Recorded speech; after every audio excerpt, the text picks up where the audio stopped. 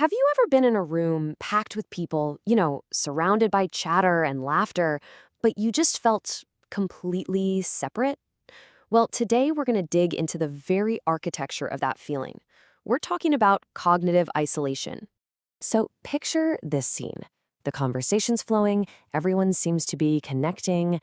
You're right there in the middle of it, you're smiling, you're nodding along, but inside, it's like there's this invisible wall between your mind and everyone else's. You're physically present, sure, but you're experiencing a totally different reality.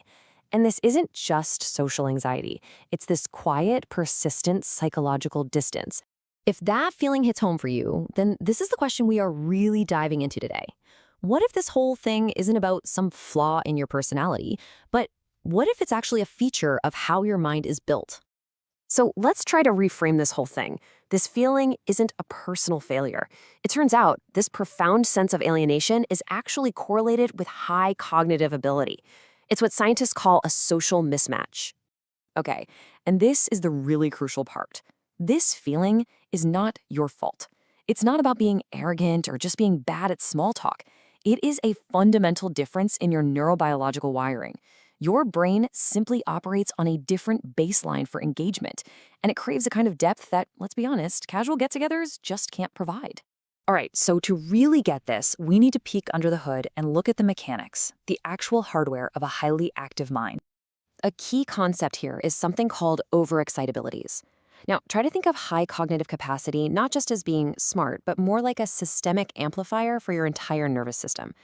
It's an idea from the psychologist Kazimierz Stabrowski, and it basically means your sensory, intellectual, and emotional intake is permanently dialed up to 11.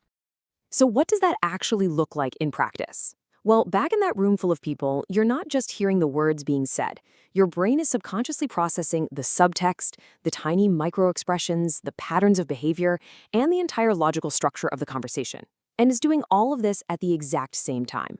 And what's the direct result of processing all that data? You hit a point of internal saturation, of just complete and utter mental exhaustion way, way faster than the people around you. It's not that you don't want to connect, it's that your brain is basically running a mental marathon while everyone else is out for a casual stroll. So when your brain gets saturated like that, where does it go? Well, it retreats inward, into what neuroscientists call the default mode network, or DMN. This is the part of your brain that handles mind wandering and self-reflection. And the research shows that if you have a high working memory, that's the brain's RAM basically, your DMN has the bandwidth to sustain these incredibly complex, long-lasting internal monologues. And this all creates a pretty predictable cycle of internal retreat. First, that heightened intake from your overexcitabilities just soaks up a massive amount of data. Second, you hit cognitive saturation. Third, your default mode network kicks in and you retreat inward.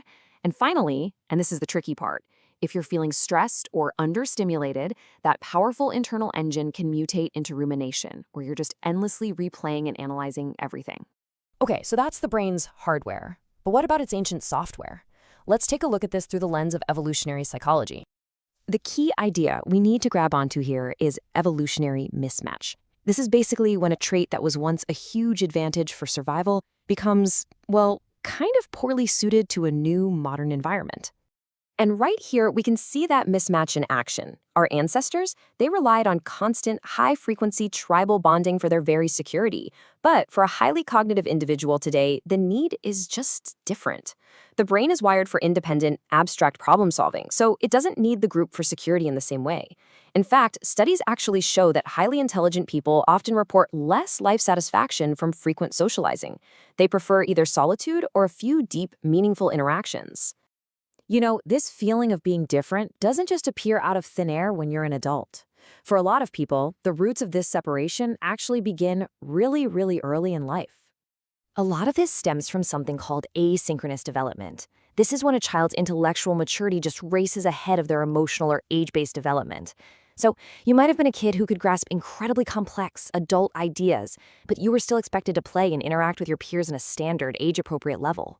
And what this does is it creates this lifelong quiet trauma of just chronic misalignment. You learn from a very young age that to fit in, you have to cut your thoughts short, you have to slow your mental pace way down, you have to water down your natural intensity. It becomes this learned behavior of self-suppression, all just to be part of the group. So, we've looked at the neurology, the evolution, and the developmental side of things. Let's bring it all together now for a new, and I think much more empowering perspective. Now, this is probably the most important thing to get. This is not about superiority. It's not a hierarchy of human value. It isn't better or worse. It is quite simply a different operating system, one that's built to process the world in a very unique way. And this is the reframe. The old belief might be, this is a social flaw. The new science-backed understanding is, no, this is a neurological feature. Instead of thinking, something is wrong with me, it becomes, my mind is actually built for complexity. And instead of saying, I'm just bad at socializing, the truth is, I have a lower threshold for surface-level interaction. See the difference? And here is the beautiful upside to all of this. The weight of it, the overthinking, the existential awareness, that's just a side effect of an architecture that's built for complexity. And that is the exact same mechanism that allows for things like deep moral reasoning, expansive creative capacity, and the ability to lead a truly self-authored life. So the next time you feel alone in that room full of people, remember, it's not because you are broken or flawed. It's because you are observing the room, and maybe even reality itself, from a completely different psychological altitude. So maybe, just maybe, the problem was never that you don't fit in. Maybe the truth is, you were simply, and quite brilliantly, calibrated differently all along.